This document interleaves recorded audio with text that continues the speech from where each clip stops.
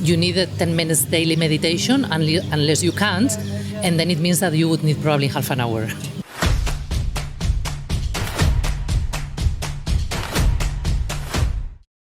And this is Step 2025, Day 2, Step Pop-Up Studio. And joining us today as the third guest, please welcome Stefania. Stefania, this is our second round of conversation about mindfulness. So you are featured as one of the speakers for Step this year again. So tell me if the interest towards mindfulness is still there. Yes, it's there. Thank you, first of all, for having me on your podcast again. It's not only that it's there, but it's really becoming an increasing interesting topic. Why? Because the digital world is pushing us towards losing our attention, being distracted every 5 seconds, being always connected. There are always news on social media, WhatsApp notifications, more emails. So against that lack of focus and concentration, mindfulness is really becoming more necessary. And also because the mental health is becoming a topic that is more relevant now than ever, mindfulness becomes on the table as well as one of the best solutions, and I would say practices, because it's not a solution, it's something that we need to embed in our daily lives, like brushing our teeth, basically. I was going to ask, so how do we actually define mindfulness, and how do we define mindfulness in business specifically? Yeah. So mindfulness per se would be having the full attention into something.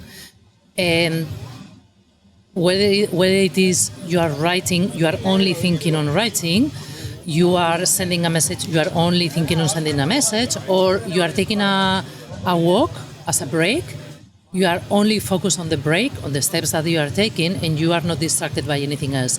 So the easiest definition would be that mindfulness is full presence in the now. Now, how we do translate that into business has many different angles. So is mindfulness being aligned with your goals, being present when you are in the meetings, being focused when you are talking to your team. So long story short is one thing at a time. You are talking about sales, you are talking about sales. You have the hat of being in a step conference on a panel, you are fully present with that, and you are not trying to do 5 things at the same time. So mindfulness takes you back to being intentional with everything that you are doing. It's interesting. It's an interesting definition. So it basically eliminates the idea of being multitasking completely. Absolutely. And the thing about multitasking is that it's been one of the biggest lies that they ever told us. We can't multitask. It's a lie, and it's scientifically proved. We can't be doing 5 things at a time. What we do is that we start one, then we unplug, we do another one, we unplug, we do another one. And the thing is that the period between one task and the next one takes, I think it's around 30 seconds for you, again, to get the focus, and a couple of minutes to get back to the mental state that you had before. So meaning, I'm writing an email and I get interrupted by trying to do something else, it's going to take me 30 seconds after the interruption to get back again to the task that I was doing, and a couple of minutes really to get back to the mood and the flow of what I was trying to write. So basically, it's a lie. We cannot multitask. We cannot do 5 things at the same time. What we do is stepping in and out with that time that we lose in between, and that is important to understand, because it's not as easy as, yes, I'm doing one thing and then another. No. So it's, I think it actually came as, as an idea of the recent years that multitasking doesn't exist. We used to believe that multitasking is a strength, and especially with the speed of Dubai, if you think about it, right? So it has always helped to sort of, okay, if somebody else is multitasking, then I will be multitasking, of course. I mean, that definitely brings me specifically to a peace of mind about the fact that, okay, it has always been very hard to be multitasking. So now we know that it doesn't exist. My question is, when I'm trying to bring you in So we're at the STEP conference in the big and growing and ambitious startup ecosystem. One of the biggest sort of things about startups is the amount of stress they're going through, be you a founder or an employee. So it's a special vibe, it's a special attitude of the employees who survive in startups. How does this go in line with their lie about multitasking? So multitasking doesn't exist. Any startup founder now really, Yes. it does actually. So how does it go in line with that, and how does it go in line with, the demanding environment that we are in, where you are required to be able to handle a huge level of stress, a huge level of tension with the tasks, and also with the importance of what you're doing to make it through. Yeah, absolutely. And especially on the startup ecosystem, everything is rapidly growing, changing. And on top of that, Dubai, and on top of that the economical situation worldwide, geopolitics, etc., are always changing and are going to keep on changing even faster. So in that context, having a strategic approach to well-being and to mindfulness is super important. What do I mean by a strategic approach? You need to organize your day, incorporating the well-being, so you are not reactive. So you don't take charge of your well-being whenever you are in a red alert situation. How do you do that? Strategic, first time in the morning, or first thing last thing on the night. It depends on each person. I'll do my 10 minutes breathing session. After my lunch, I will go for a 10 minutes walk. In the first sales meeting of the day, I'll start by a 10 minutes breathing exercise with the team. So you need to be strategic on incorporating that as part of your routine. Otherwise, it's not going to happen. They say that you need a 10 minutes daily meditation unless you can't, and then it means that you would need probably half an hour. So how is it two things connected? So how does 10 minutes or 10 minutes breathing exercise in the morning will help me to overcome the stress of the day? So how are these two things connected? So if you can explain and link them to. So the first thing is that breathing, which is one technique to be fully present, but there can be some other mindfulness techniques, helps you to start the day focusing. You can also set the intention of the day, or you can remind to yourself which is the main focus of the day. So let's say that it grounds you to start the day not checking emails, but taking ownership. You are the owner of your day, not the emails, not the notifications. So it's setting the foundation for the rest of the day. And I would say that it's not enough, in the sense that during the day we are going to have so many distractions and so many stress that we may need some other of these 10 minutes, 2 minutes, 5 minutes break, and till it becomes kind of a habit. I remember, I can share this story with you. When I was working in Nokia, I was linked to brand activations as well as the brand ambassadors strategy.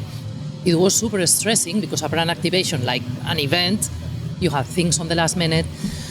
And I would make sure during the day that I would take a couple of breaks for doing pranayama exercises, which are yoga breathing techniques. And for me, it was like having a reset button. It would remove all the stress, all the distractions, and it would make me feel like the day already started. I was again full of energy, full of focus, and it would allow me to go back to myself and set again which are the priorities and not what other people want from me, but really what I need to deliver today. So how, for example, I do understand that the conversation about mental health is really, really an important one. The question is how to make it work for somewhat like a startup environment. So I can imagine, like, and you shared that on a panel just now, a fair question or a fair comment was coming from a founder, right? So if someone who is coming for an interview to be hired by a startup and asking whether he can have a Friday off somehow doesn't go in line with the total requirement that startups have towards the attitude of the employees. At the same time, it doesn't mean that the startup founder who is hiring that person and is not giving a Friday off doesn't want to think about mental health. He definitely wants his employees to be mentally healthy, but he also has a certain requirement towards the attitude, right? And we are in Dubai. Yeah. Dubai requires you to have a certain, ability to handle stress and to be nimble and to make sure that you've got either your next client or your next role, your next job to be able to stay in at least, right? So the question to you would be, how do we find that right angle when we implement the mental health practices, so as business, for example, so as breathing, for example, or yoga in the middle of the day, and the demands? Yes. How do we integrate that in the right way? Are there any programs? Is it like a general kind of intention from everyone, or is it something that is still an artificial thing? It's true that there is a trend nowadays that is incorporating well-being more into the companies. The shift that is happening is that it used to be like perks, like let's do a yoga class, let's do a mindfulness class. And now that is moving towards, I don't really like the word holistic, but let's say a more of a 360 approach, in the sense that they have personalized well-being for employees, like checkups and nutritional support. Said that, I think that well-being starts by oneself. So this is our accountability, our responsibility to learn about well-being, to research about techniques. The same technique that works for me may not work for you. So I don't think the expectation should be, I'm going to join a company and of course it's their obligation to take care of my well-being. It starts by oneself. And then second, find the alignment. Maybe it's not in a startup ecosystem where you can thrive if you want to be in a more slow-paced type of environment. And third, yes, companies have a responsibility. I think it is good that it's incorporated, and I think the responsibility is shared. I mean, it doesn't matter how much I take care of my well-being. If I'm living in a toxic environment, I'm not going to probably make it. I may survive for a couple of months, I may survive for 1 year, but at the end of the day, it's going to have consequences. So it needs to go hand by hand, but I totally understand as well the perspective of the founders saying, well, you have your obligations, you need to perform. I will make sure that the corporate environment is right for you to thrive. So I think it goes by having the basics from the corporations, making sure that they don't make you work 20 hours per day, that you are going to have a space for rest. And of course, yes, as part of the benefits that they give you, I think the new generation are going to choose companies that offer more and more support with the well-being. But or of at course, least articulating that topic as an important one. So, for example, I think even if we start educating people who get hired and people who work for startups and even for corporations, that having the right lifestyle in place, meaning doing enough sports, meaning how do you spend your weekends, who do you spend your weekends with, do you rather go for a brunch or maybe for a yoga exercise on the beach or something like that. So and I think Dubai is doing a lot from that perspective in terms of 30 to 30 challenge. We are kind of seeing that promoting their wellness lifestyle a lot in Dubai, which I like a lot, and I think that adds value also to your to startups and the bigger corporations in terms of how do you educate your people to be mindful of how they live, right? So that they come to work as ready. But the employees' responsibility is to make sure that they take care of the toxic environment, if there is any, or any identifications that can probably suggest that there's some toxicity going on within that corporation. Yes, and adding on that, it is the leadership who is going to set the tone for the well-being culture of the company. So what I saw in the past was, okay, yes, let's do mindfulness workshops. So we teach the people how to handle stress. Yeah. But again, we go back to the same. If you have a toxic culture where there is backstabbing, impossible deadlines, you don't allow your people to get rest during the weekends, what is the mindfulness workshop going to do? I mean, you are just giving them a pill somehow. Okay, I'm going to be a painful organization, but at the same time, I'm going to teach you how to deal with toxic behaviors. So I don't think that's the solution either. So it comes from the leadership. If the leader is someone that is taking care of himself or herself, has good well-being practices incorporated in their routines, this is the best way to have a good well-being practice. Rimmel Hoyne on the panel, which is the CEO of TI22, was sharing that, of course, it depends on the industry as well. Her company is a video production, and of course, this by definition means events in many different places. So you cannot expect that such a company that is doing video production at events, that usually ask you for the video the next day or after 2 days, you cannot expect that will work in the same way that a bank, that they work from 9 to 2. So employees need to be really mindful as well on the industry that they are joining. And in her case, she takes care of her well-being and does checks with the team as well.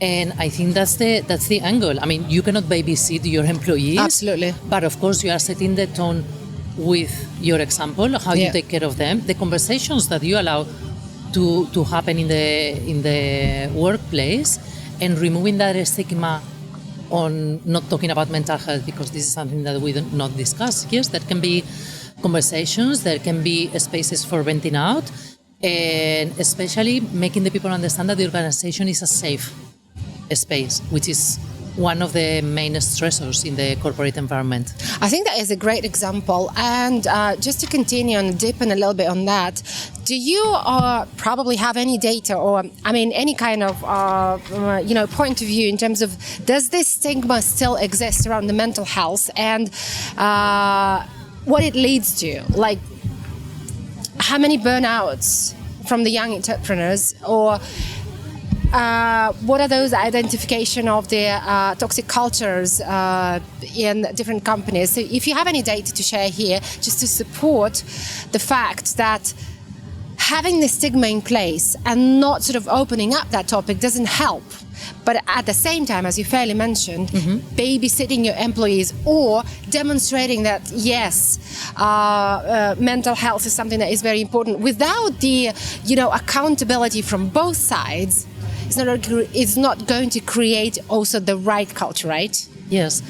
So one of the statistics that come to my mind is that in terms of mental health in founders, more than half of them, whenever they have a mental health issue, they don't even share with the co-founder or with the investor. Oh. So they go along through this, and not talking about that is not going to remove your mental health problem. It's going to make it worse. Because if you don't talk, if you feel ashamed, you need to hide this from your co-founder or from your investor, that is going to add more stress to your mental health condition, whatever it is, right? But what are the typical mental health issues that are not being articulated in business? There is, one of them is high functioning depression, which means that from the outside, you still look like you are doing well, you can perform, you can be on a stage, you can be leading your sales team, but there is still a depression, and this is a clinical diagnosis. Yeah, that's true. So, and this is very worrying because everybody thinks that you are doing well, when in reality you are undergoing a depression. So that is called a high functioning depression. Yeah. But of course there are some other types of depression as well that can lead to people being completely shut down and not being able to show up at work. That is when it goes even to further stages. Yeah. Then, of course, anxiety is one of the top, unfortunately, that can be linked to work and stress. Yeah, for sure. And what is happening as well in the last years is the more conversations on the table about TDHA and all sorts of neurodiversity in the teams. So the ability, the lack of ability to focus and to be present in the moment, exactly, to fulfill the tasks until the end. I think in the past that would have been, and is still in some cases seen as an issue, but with the diversity inclusion as well on different mental capacities, it can be seen as a strength, because a person that is unable to focus deeply on some tasks may be super creative. So I wouldn't say that is a mental health issue or a problem, issue from working on a corporate world, but it's rather a condition that you need to take into consideration. It's a condition. I think that with more conversations, we can build teams that take the best out of all these type of personalities. I like the angle we have just taken, because I think with the lack of education on mental health and the stigma, again, we're coming back to stigma, what we lack as, as an environment, as an ecosystem, as a region, if we do not promote that education as a regular, as a normal one. So we don't know. We take each and every person as if, okay, we have one definition. He's normal or he's not normal, right? But eventually there are so many conditions that can be integrated into a business environment in a very successful way, but we're just not aware. And a person is behaving in a certain way and we don't take him as normal, right? Or, as for example, we pointed out the ability to focus or not the ability to focus on a certain task or to fulfill it up to the end. So might suggest that the person has got a condition that just needs to be integrated in a different way. So with regards to this, I would ask you a question. How do you think we as a region and as a startup and a corporation ecosystem, as a business ecosystem, B2B ecosystem, how can we approach this complex topic of, we call it well-being and mental health, mindfulness, but in a holistic way? I like the word holistic in this case. How do we sort of separate things from each other? Depression is already a chronic condition depression and anxiety that needs to be treated. Different inborn conditions, right? Like we've just mentioned, ADHD or whatever. I mean, that's the brain condition that still allows you to be a totally normal, integratable person, right? But just in the right role. How do you think we should approach this in a holistic way? Does it have to be a program? Does it have to be promoted through governments? What's your point of view? Firstly, I'd like to touch on something that you were mentioning about the ecosystem in the Middle East. I mean, worldwide, we can also see that there is a trend that women are more affected by depression. Really? And more affected by depression in a certain age. Which comes back to the diversity. Our brain doesn't work the same when we are 20 than when we are in our 40s and our 50s. And one of the things that we can talk maybe more in depth later on is the importance of perimenopause and menopause conversations, because that really changes how the brain is working. So I'll talk about that later, but that links as well with the fact that mental health is very different for men and for women, and also the approach. We are usually more open to look for help, and there is still a stigma, and especially in the Middle East, the male approach to mental health is something seen as I'm weak for asking for help. This is only that happens to women, so I think that mindset needs to change and allow a bit more of vulnerability on male leaders, because something that happens as well is that if we have a conversation about mental health, well-being, mindfulness, and we only have women, we still need to consider that men are still on a higher percentage on leadership positions. So that's a shift that I would love to see happening on male leadership in the Middle East region, that they embrace more openly the mental health conversations. So that's... I was going to say that this puts a lot of pressure on the leaders, right?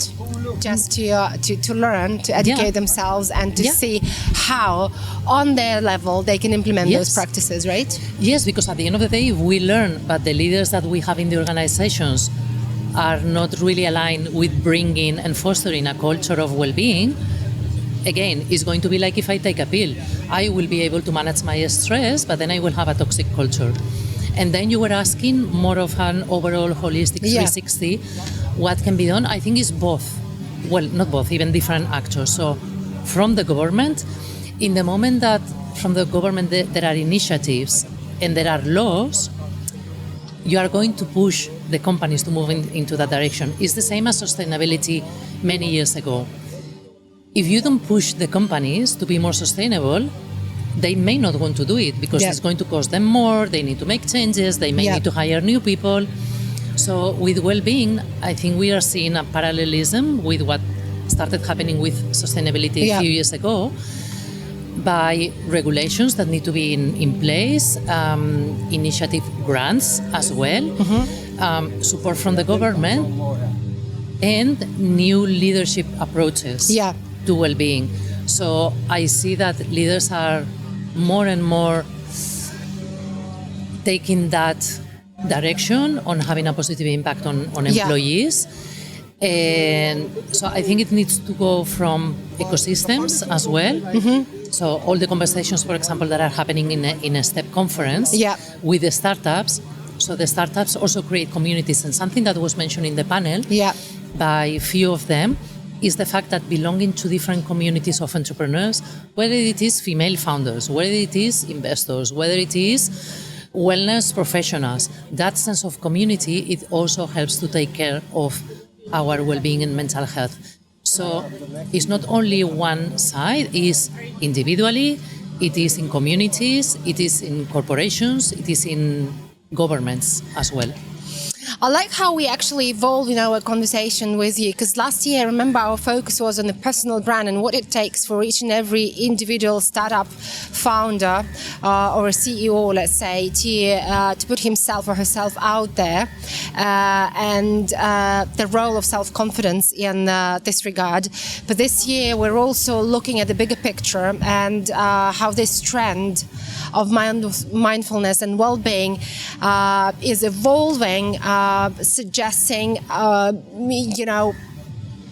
much deeper approach. Not just straightforward, okay, let's take Friday off, or let's do a yoga in the middle of the day, but accountability at the first place. Realizing which environment are you in and whether you think you fit into that environment and culture. And constant learning and education in terms of how I can build my lifestyle, how do I make better choices in terms of what I eat, and how do I spend my weekend, right, to be able to ready for work depending on my goals, right? So all these things, they work so much better together. And thank you for mentioning the sense of community that helps, and the fact that well-being is becoming a culture and a much deeper understanding of well-being and mindfulness. This year, I can feel it from the conversation and from the angle we're taking. And a few statistics, I'm happy to discuss them also offline and see how we can bring them in more in our, following posts, because this content I've seen throughout the year has been really popular, which means people want to be educated. This content is not really straightforward available. You also need credible people to share that content. So I'm welcoming you to also, create a series of posts about that based on this conversation, but also in the text. Yes, amazing. I wanted to point out something, coming back to the mindfulness conversation. There are many worldwide leaders that are using, have been using mindfulness. One of them is Arianna Huffington, which is really vocal about the power of mindfulness. And why is this important? Is because with the mindfulness, you step out of that mentality of having to stop the fire, but really from a calmer space, you are more able to think strategically. So if a leader is more able to think strategically, is going to think not only on generating sales, but also on the well-being of the workplace And at the end, this is going to revert back on the profit of the company.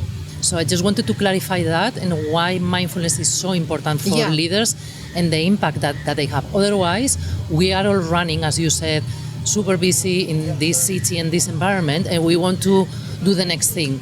Mindfulness allows you to take a step back, and instead of reacting, really going back to the basics, what is needed, and think strategically forward. I like how this conversation is evolving, honestly, and I think this region is in need of really, great data and education and learning from that perspective. We have a lot on the global level, but we need to just, zoom it into our region and see how we can implement these global practices here, correct? Yes, absolutely. And what you were mentioning about data, it reminds me one of the main trends that are on well-being is the mix of AI and data-driven solutions.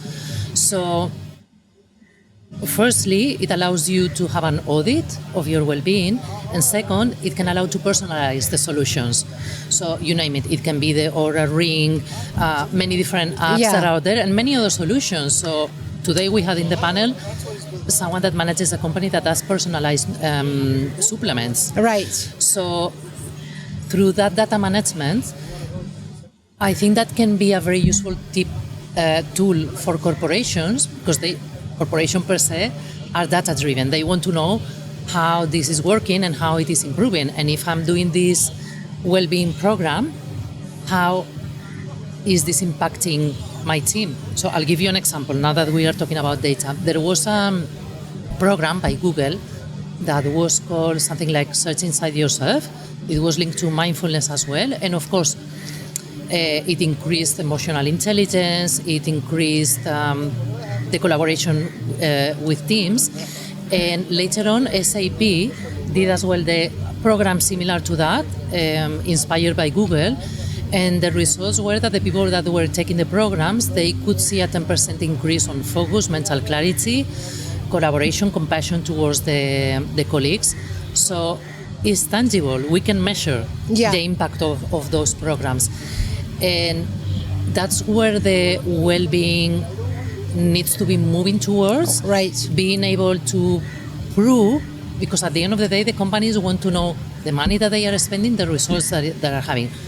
Perhaps what needs to be measured is not how many sales do I have as a result of the mindfulness program for the leaders of my company, but instead, how is the leader perceived before and after the mindfulness program by the employees because of his change of behavior, how his emotional intelligence has improved, doing an assessment before and after on his leadership capabilities.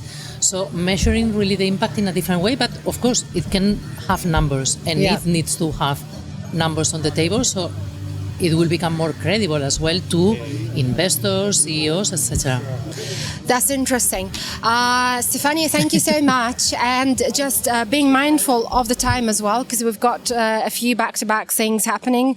But I'm happy to continue that conversation offline for sure and see how we can promote more mindfulness and more well-being in this region. Fantastic. Thank you so much for having me, Lara. Thank you. Thank you.